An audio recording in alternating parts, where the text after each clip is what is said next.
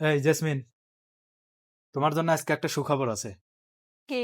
সুখবরটা হচ্ছে, আজকে বাসায় হুম। কোনো রকম কোনো কিছু রান্না করবে না।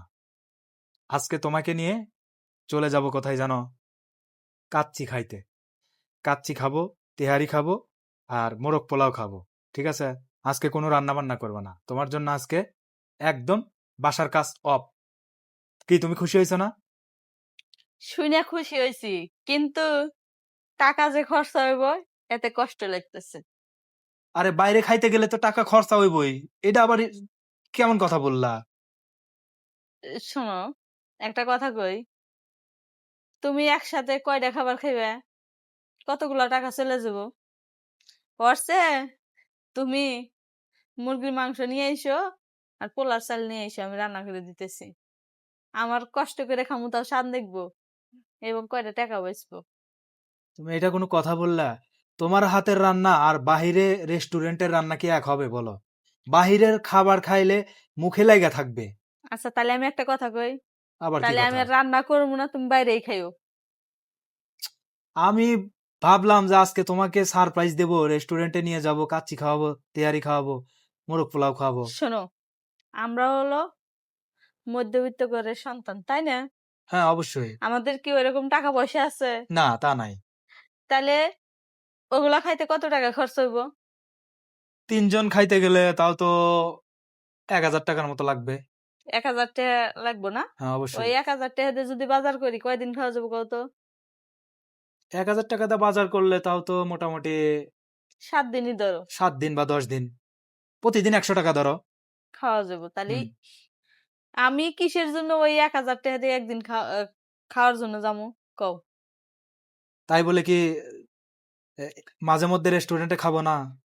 আমি তো না করতেছি না, সময় সময় আছে, সময় বুঝে খাওয়া লাগবে।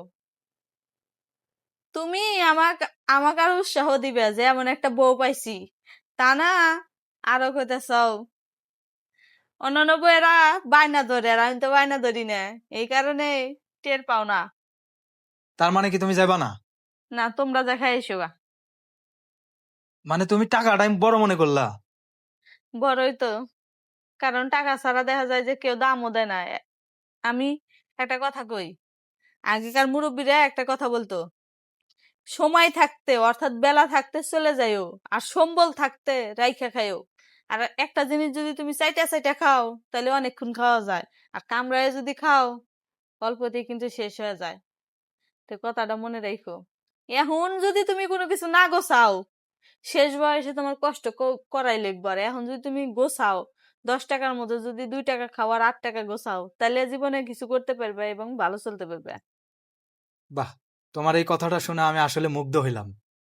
তুমি যে এত দূর দিয়ে এত গভীর ভাবে যে চিন্তা ভাবনা করো, এটা আসলে নিজের কাছে খুবই,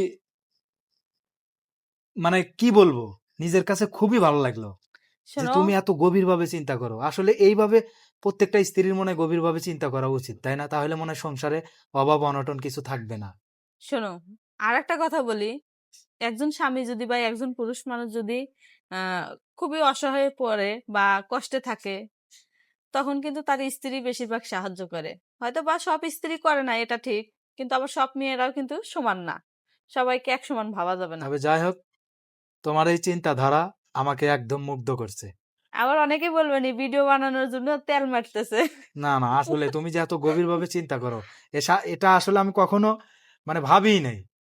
আমি আরো ভাবছিলাম যে তোমাকে সারপ্রাইজ দেবো রেস্টুরেন্টে নিয়ে, কিন্তু তুমি যে আমাকে নিয়ে বা আমার সংসারটা নিয়ে যে তুমি এত চিন্তা করো, চিন্তা করি এই দেখেই তো জন্য দেখো, তোমাকে অনেক অনেক ধন্যবাদ। থ্যাঙ্কস। চিন্তা করি দেখেই তো দেখো ঘরে জিনিসপাতি করি নেই। তবে যাই হোক, তোমার জন্য অনেক দোয়া ও আশীর্বাদ থাকবে। তুমি যে এতটা চিন্তা ভাবনা করো, এই এতটা চিন্তা ভাবনা করা প্রত্যেকটা স্ত্রীর নৈতিক দায়িত্ব আমি মনে করি, বা তোমার এই চিন্তাধারা থেকে আমি শিখতে পারছি। ধন্যবাদ তোমাকে।